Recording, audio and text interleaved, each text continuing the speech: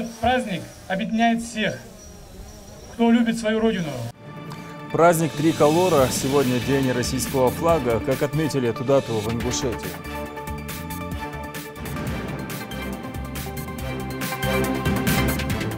Буквально 5 минут назад наш самолет совершил посадку в аэропорту города Медины.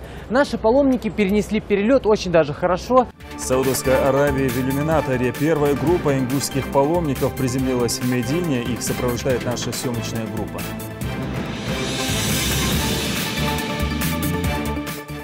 Что я должна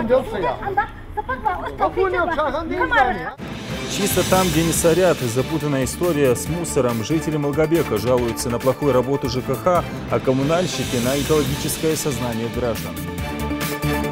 Именно здесь и обсуждается система учительского роста, обновление содержания образования. Августовская педагогическая конференция в Насыркордской школе, развернулись дискуссионные площадки. Говорят о развитии образования в Ингушетии.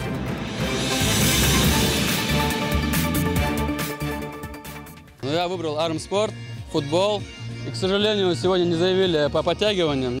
Соревнования в 12 дисциплинах в Малгобеке прошел муниципальный этап ингушских игр. Какова она, кавказская выдержка?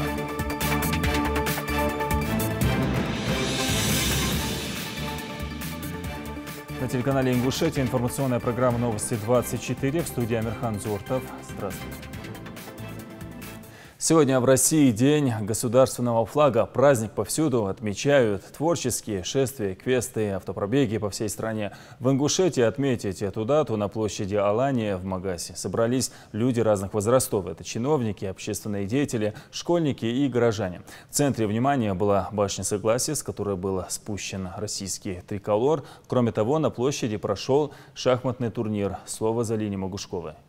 Ежегодно в республике праздник флага стараются отметить как можно оригинальнее. Если в прошлые годы проводились автопробеги, шествия с гигантским триколором, то в этом году под звуки гимна 100-метровый флаг России спускают по всей высоте башни Согласия.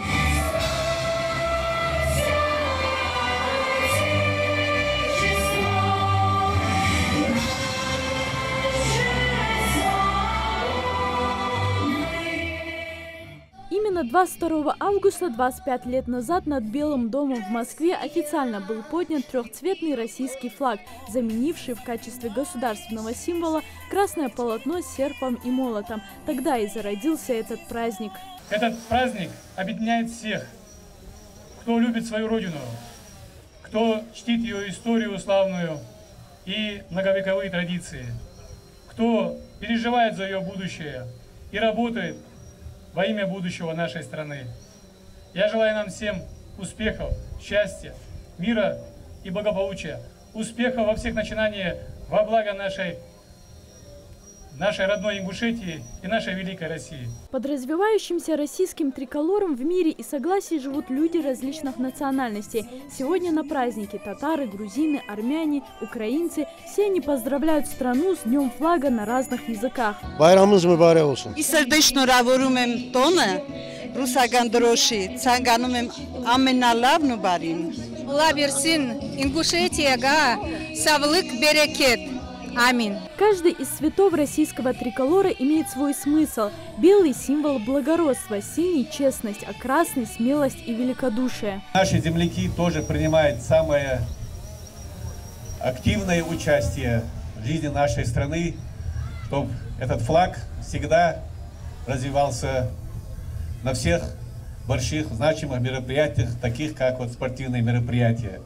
Мы все помним победу на Олимпийских играх нашего Назира Манкиева, когда первое золото Олимпиады для нашей страны завоевал Назир Манкиев. Во все времена любая страна должна была иметь свой отличительный знак. Когда торговые суда и караваи приближались к границам иностранного государства, их принимали лишь в том случае, если они доказывали свою принадлежность к той или иной державе. Послы гордо вносили символику своей страны. Так остается и по сей день. Первый герой Российской Федерации Сулумбек Асканов, когда совершал свой подвиг, киль его самолета был украшен триколором. Лейла Албагачиева поднимала триколор на высочайшие вершины мира, на Джамалунгму и еще на 20 других вершин. Сегодня на Столовую гору наши сограждане поднимают тот же самый триколор. Пусть у каждого из вас будет своя вершина, пусть в честь каждого из вас звучит гимн Российской Федерации и гордо поднимается государственный флаг Российской Федерации. Пусть у каждого будет своя высота, и дай Бог помощи Всевышнего, чтобы у вас хватило сил покорить эти высоты. Флаг прошел долгий путь от зарождения в империи до становления в Российской Федерации. В годы своего правления Алексей Михайлович поднимал бело-синий-красный триколор над военным судном «Орел». Петр I в своем указе приказывал всем кораблям поднимать этот флаг на своих мачтах. Он же развивался при коронации последнего императора Николая II. Это символ многих представителей, многих народов, наций нашего государства. Конечно же, я желаю нашим гражданам Республики Ингушетия и России в целом добра, благополучия, счастья, успехов. Также я хотел бы пожелать, чтобы символ нашего государства, флаг Российской Федерации, развивался над стабильным, сильным, мирным государством. День российского флага здесь отмечают и шахматным турниром. Под открытым небом в интеллектуальном спорте состязались школьники. Залина Могушкова, Майрбек Миржоев, Новости 24. В аэропорту Магаз провожали третью группу паломников. Верующие прямым рейсом доставляются в Медину. Там их размещают в заранее подготовленной гостинице. Репортаж Юсупа Гилисханова. Отправка паломников к святым местам Мекки и Медины продолжается. Пассажиры уже третьего рейса сдают багаж и проходят регистрацию. С совершением всех необходимых процедур перед вылетом особых проблем не возникает. Руслан Сагов давно мечтал совершить один из 5 столпов ислама. И вот, наконец, такая возможность выпала. На хадж он летит первый раз и не один, а с семьей. Мы будем просить там Всевышнего и о наших грехах, и о народе, и о нашей республике. Думаю, что мы будем просить, и наш голос будет услышан.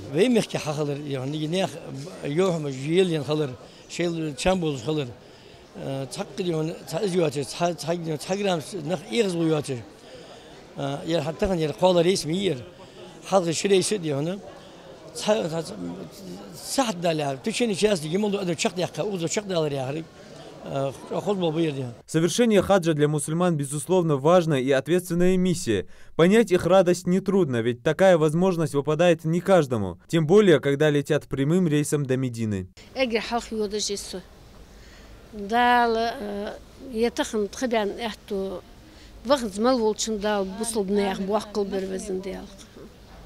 خوز احتو بیان خوز غد نخا خوز دادخ ماتیش کشتن اخیشات سیدیان تیریود جس دیاشیدا هنزی دال اندلی دا اوگی دال نزلید حجل قابل خان یغدو عادت سیگر دال قابل دول نزن دیال جاخ خوز متگمی زیاد قمدی سیگر وخواش دالر وخر زدی سوالی شواتر دیتی خانچوال юк мелводы юхах чамболы жить хозмахтыги. Сотрудники таможенного поста в эти дни несут усиленную службу, стараясь обеспечить для паломников комфортные условия регистрации и быстрый пропуск через терминалы. Разрешенный вес багажа 25 килограмм на вылет, а привозить с собой обратно можно 50. Также паломники могут вывозить порядка $10 000 в любой валюте без декларирования. Трудности возникают, но в любом случае все паломники ведут себя очень аккуратно, достойно. Особо таких проблем, которые нужно отметить, мы не встречаемся. Организация работы осуществляется сотрудниками Ингушского таможенного поста, Минераловодской таможни. У нас порядка 10 человек. После сдачи багажа паломники проходят в зал ожидания, а дальше их ждет посадка на воздушное судно. С минуты на минуту завершится посадка на рейс ЮТ-9035 Магаз-Медина. На борту лайнера 248 паломников. Примерно в 23 часа по московскому времени они приземлятся в Саудовской Аравии. Последняя группа ингушских паломников вылетит в среду в 7:20 утра. Юсуп Гилисханов, Рамзан Миржоев, Новости 24. Часть ингушских паломников уже на месте. Верующие благополучно приземлились и находятся в гостиницах. В Саудовской Аравии работает наша съемочная группа. Они вылетели в святые места первым рейсом. Из Медины репортаж Руслана Албогачиева. Рейс 8407, Боинг 757 Магаз Медина. Время в пути 3 часа 30 минут. На борту самолета 220 паломников плюс экипаж. Небольшое ожидание и Боинг взлетает, унося верующих к главной святыне ислама. Спустя 15 минут после взлета самолета в салоне атмосфера радостного оживления, восторг и безмятежность в глазах верующих заметен сразу. Ведь среди пассажиров этого рейса есть паломники, которые впервые за свою жизнь отправляются в хадж.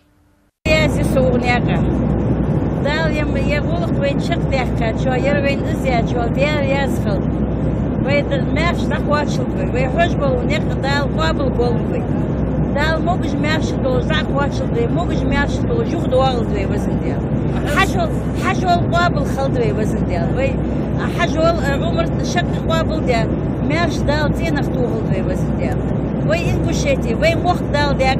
Назрань Магаз Медина, таков маршрут нашего полета. Этот момент можно назвать переходом из мира реального в мир виртуальный. Представьте, Боинг, заполненный паломниками. В иллюминаторе в ночной мгле далеко внизу горят огни удивительно четко выстроенного города. И вдруг пассажиры самолета дружно начинают восхвалять пророка. Да благословит его Аллах и да приветствует.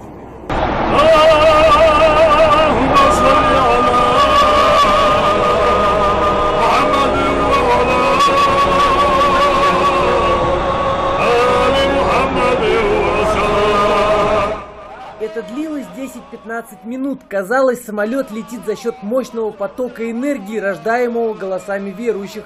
И вот долгожданная посадка самолета на Святой Земле города Медины.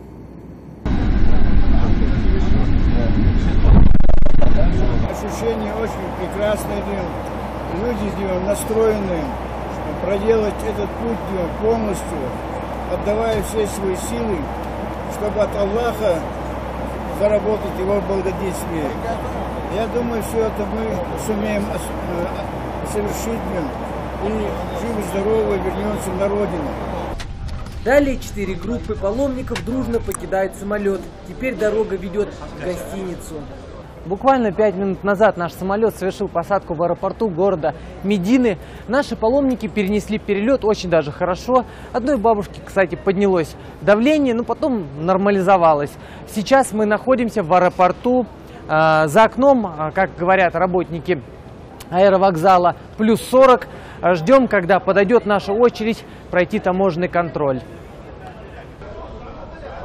Регистрация по прилету, печать в паспорт, и верующие вслед за руководителями группы направляются к автобусу, оттуда в гостиницу. По приезду звучит азан, время утреннего намаза. Весь город устремляется в главную мечеть Медины Аль-Харам. Несколько законодательных инициатив рассмотрели на очередном заседании Народного собрания Ингушетии. На повестку дня вынесли проект закона об инвестиционной деятельности в регионе, а также рассмотрели вопрос об установлении налоговой ставки в размере 0% для отдельных категорий налогоплательщиков, индивидуальных предпринимателей, применяющих упрощенную систему налогообложения на территории республики.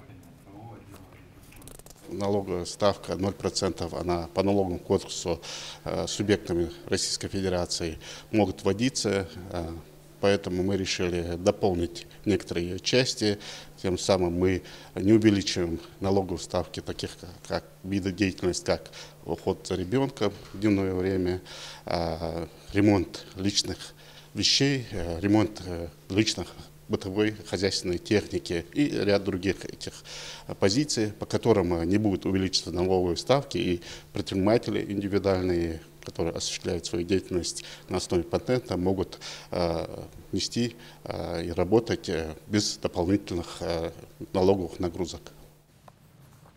В Малгобеке возник спор между жителями нового микрорайона и работниками жилищно-коммунального хозяйства. Первые заявляют о том, что коммунальщики не проводят систематическую уборку подведомственных территорий. Представители ЖКХ сетуют на экологическое состояние граждан. В этой ситуации попытался разобраться Саид Куштов. А за что я должна платить? Отсутствие баков на территории дома не повод бросать мусор где попало. Сотрудники ЖКХ сталкиваются с такой нелицеприятной картиной в этом доме каждый день. А ведь спецмашина забирает мусор каждые 2 дня. Но, видимо, кому-то лень выставлять пакеты вовремя. Да еще умудряется в такой антисанитарии обвинять коммунальщиков. Есть дворы, есть жители, которые добросовестно относятся, труд они это самое. А есть жители, которые вообще не хотят не смотреть, просто жалуются. Более-менее. Сейчас мы в другие дворы проедем, там ситуация страшная. Глава администрации, бегти, вы, ну, хождая, гати, пушка, бог, ай, пушка, ери, марби, сагут.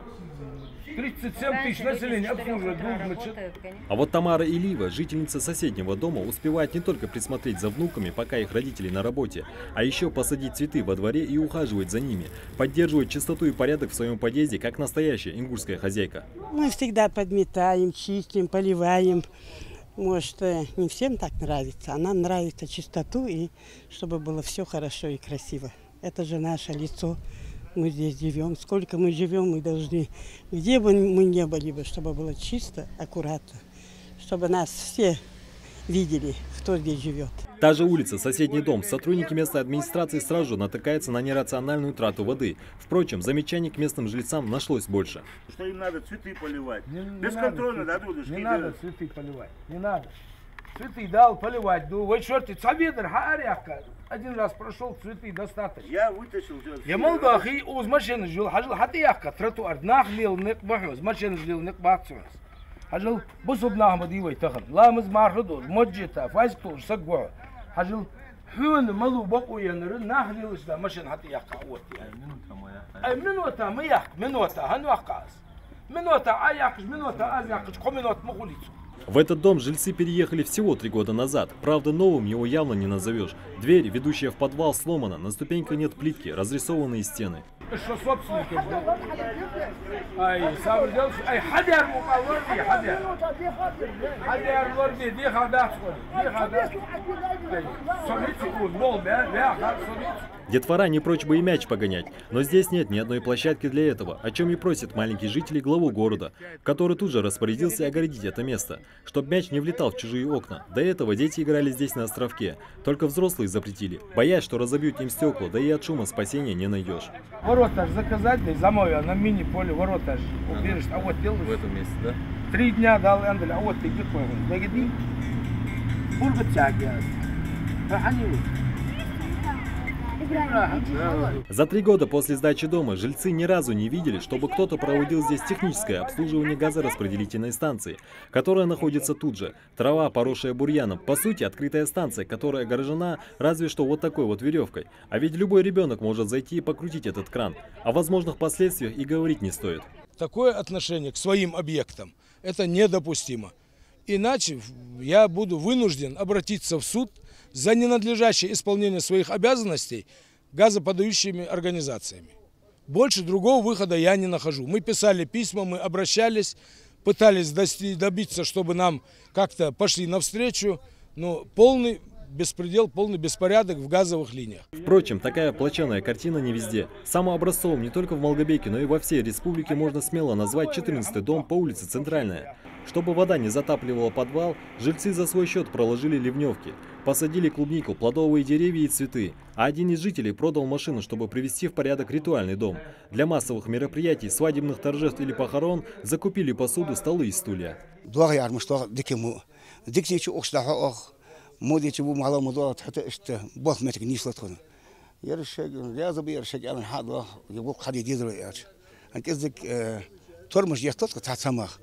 أنا عادل فينانس حماجي خد ريسورس حد دروا تكون بقوا هاي الشيء قد عيو ير أوسوا يدر أوسبريتكي يدر هم حد اللي رادرت. Люди привыкли делить на свое как бы на чужое. Вот мнение у людей такое, значит, это должен Евкуров сделать, Мамилова сделать, кто бы угодно, там подместить, что-то убрать. Дверь закрыли, это мое, это не мое. Так делить нельзя. Люди должны жить нормальной жизнью. Вышел, посмотрел, камень убери, дерево посади, где-нибудь что-то сказал, где-нибудь заверти. Вот так надо делать. Поэтому вот такое мнение у людей особенно. Винить других в своих бедах легко, но не лучше ли просто следить за порядком в своем же доме? Элементарное соблюдение санитарии – это в первую очередь этикет и воспитание, которое идет из дому.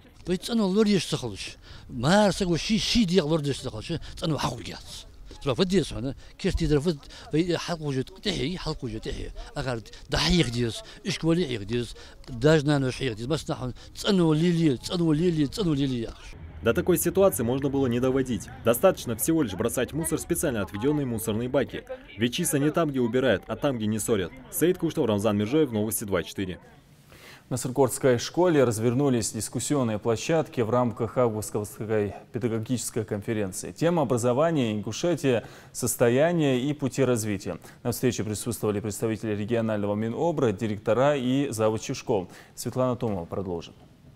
Что такое современная школа, как идти в образовательном процессе в ногу со временем? На этой дискуссионной площадке обсуждают важность внедрения различных образовательных программ в школьную. Директора отмечают, необходимо сделать все возможное, чтобы повысить уровень образования, а для этого в первую очередь надо уметь заинтересовать детей учебой. Именно здесь и обсуждается система учительского роста, обновление содержания образования, независимая система оценки качества образования, подготовка к детей государственной итоговой аттестации, концепция предметов, которые вот новые образовательных предметов, вот, которые у нас новые концепции разрабатываются, это по филологическому образованию, по преподаванию ОБЖ и физкультуры, по преподаванию иностранных языков, что давать детям.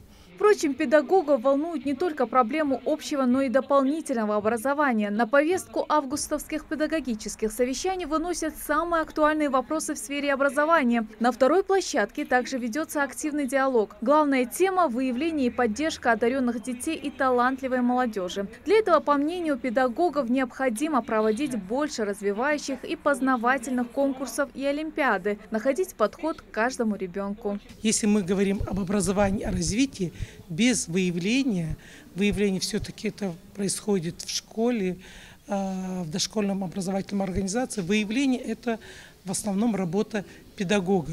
Я в слово педагога включаю все, и дошкольное образование, и общее образование, и среднее образование, и профессиональное образование. Поддержка, дальнейшая поддержка – это уже зависит от многих факторов, но выявлением занимаются на ранней стадии. И нужно отметить, что это происходит не только в очной форме. Очень много дистанционных конкурсов, очень много дистанционных олимпиад. Специалисты Института повышения квалификации отмечают, необходим концептуальный подход в формировании школьной учебной базы. С учителями и директорами школ нужно всегда вести разъяснительные работы, опираясь на требования ФГОС. Модернизация российского образования предполагает очень серьезные изменения в преподавании некоторых предметов. Большое внимание уделяется математике, русскому языку, литературе, истории. В будущем у нас уже предполагается изменение обществознания и всемирной истории. И мы должны, как институт, владея данной информацией, передавать ее уже на более низкий уровень. Это нашим директорам, нашей системе образования. Педагогические августовские совещания перед началом нового учебного года уже стали традицией. На дискуссионных площадках учителя получают советы и ориентир перед стартом нового учебного года. Темы, вынесенные на эти дискуссионные площадки, не опробированы. Эти темы не спущены нам свыше. Я имею в виду Главное министерство, Министерство образования России. Эти проблемы существуют не только в Республике Ингушетия, эти проблемы существуют по всей России. На настоящих площадках эти темы обсуждаются, ищутся пути решения проблем, нацеливаемся, выносится решение о том, что делать дальше. Работа дискуссионных площадок в рамках августовской конференции продлятся до 23 августа. Тем на обсуждение у участников немало, по каждой из которых будут предлагаться пути их решения. Светлана Томова, Магомед Урусханов. Новости 24. Ассоциация предпринимателей по развитию бизнес-патриотизма «Аванти» направила главе Российского Центробанка письмо с просьбой выпустить ограниченную партию банкнот номиналом 10 тысяч рублей с портретом Владимира Путина. Расходы на реализацию идеи «Аванти» возьмет на себя. Глава ассоциации в том же письме отметил, что Россия сейчас находится в условиях геополитического противостояния. Ряд стран пытается дестабилизировать обстановку в России. На этом фоне, благодаря выверенной политике руководства страны, экономические санкции в отношении России не действуют и только консолидировали граждан и обеспечили развитие экономики, уверен автор письма. Глава ассоциации привел в пример опыт зарубежных стран – Таиланда, Казахстана и Таджикистана. Но в случае с выпуском новой купюры в России можно обойтись без законодательных изменений, полагает автор обращения в Центробанк. 8-й по счету турнир по смешанным единоборствам «Дорога в М1. Битва в Назране» пройдет в республике 27 августа. Во Дворце спорта имени Берда Евлоева ведутся последние приготовления к предстоящим боям. Уже привезли оборудование для установки рейджа. Он будет готов в течение 2 недель. На этот раз любителей смешанных единоборств ожидает 15 зрелищных поединков между бойцами из России и ближнего зарубежья. Провести 17 рейтинговых боев, 16 из которых выступят наши ингушские бойцы. В главном бою у нас выступит Селем Евлоев, один из перспективнейших наших бойцов. Ну, еще есть ребята достойные тоже. Муса Хамхоев выступает тоже, ведет серию из 2-3 побед без поражений. Недавно у нас был турнир «Битва в горах». На этом турнире проиграл Сагов Ибрагим. Решил выступить на этом отборе, выиграл отбор и уже 27-го будет тоже выступать на этом турнире. Я думаю, эти ребята еще наши молодые, они покажут достойные бои. Ожидается, что турнир посетят более 2000 зрителей, в том числе болельщики из других регионов страны. Билеты на турнир можно приобрести в кассах Дворца спорта. Продажа билетов началась уже неделю назад. Много желающих приобрести билеты. Приобрести можно только у нас во Дворце спорта. Наше время с 9 до 6 вечера. Билеты можно приобрести в стоимости от 100 до 300 рублей. Кавказская выдержка и воля к победе. В городе Воинская Слава прошел муниципальный этап ингушских игр. Более сотни сильнейших спортсменов Малгобека соревновались в 12 дисциплинах. За ходом состязаний наблюдал наш корреспондент. Стадион города Воинской Славы буквально превратился в арену поединков ингушских богатырей. Более сотни молодых ребят пришли сюда, чтобы побороться за звание сильнейшего. Зелимхан Ваделов еще в детстве увлекся армрестлингом и нередко побеждал своих сверстников. На этих соревнованиях Зелимхан участвует сразу в 2 дисциплинах – армрестлинг и футбол. Несмотря на то, что для него это первые ингушские игры, спортсмен в своих силах не сомневается. Я выбрал армспорт, футбол. И, к сожалению, сегодня не заявили по подтягиваниям. Не знаю почему, хотя это очень ходовой вид спорта. В частности в Ингушетии, потому что развивается воркаут. Армспорт, потому что еще в студенческие годы я выступал довольно успешно, был 3-е место в университете. Не знаю, решил вспомнить старые времена, как-то так. Борьба на поясах, мини-футбол, стрельба из лука, перетягивание каната и не только. Всего 12 видов состязаний и около сотни участников. Желающих принятия в муниципальном этапе игр оказалось хоть отбавляй. После борьбы на руках следующий этап – прыжки в длину, где почти все ребята показали внушительные результаты. Но в итоге победителем из борьбы вышел Альберт Межиев. К этим соревнованиям я уже готовился примерно неделю. Узнал от друзей, что так и так проводятся у нас в Малгобеке ингушские игры. Ну и с детства я очень любил заниматься прыжками в длину. Мне более подходит этот вид спорта. К ингушским играм Магомед Цычоев готовился давно, решительно настраиваясь выиграть в прыжках. Только соперники попались сильные. Стать первым Магомеду не удалось, но и 3-е место – хороший результат. Готовится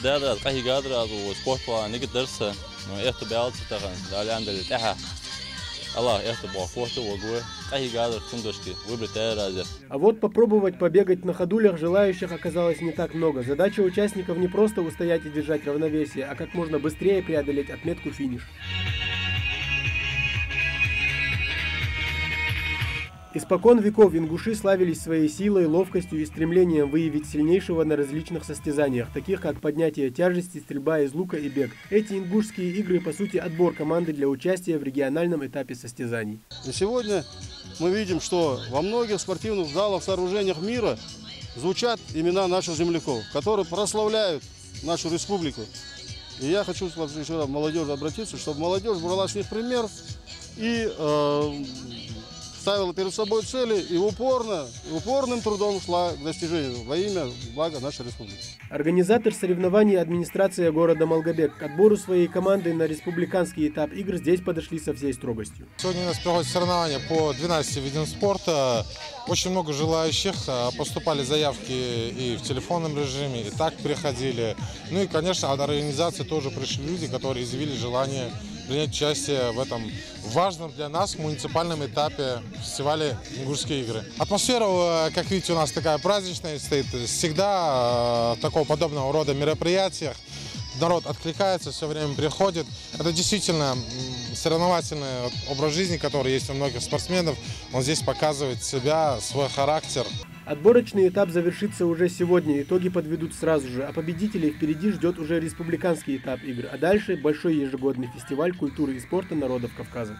Тамерлан Хамхоев, Исмаил Гатагажев, Хаваш Гойгов, Новости 24. На этом я с вами прощаюсь. Всего доброго.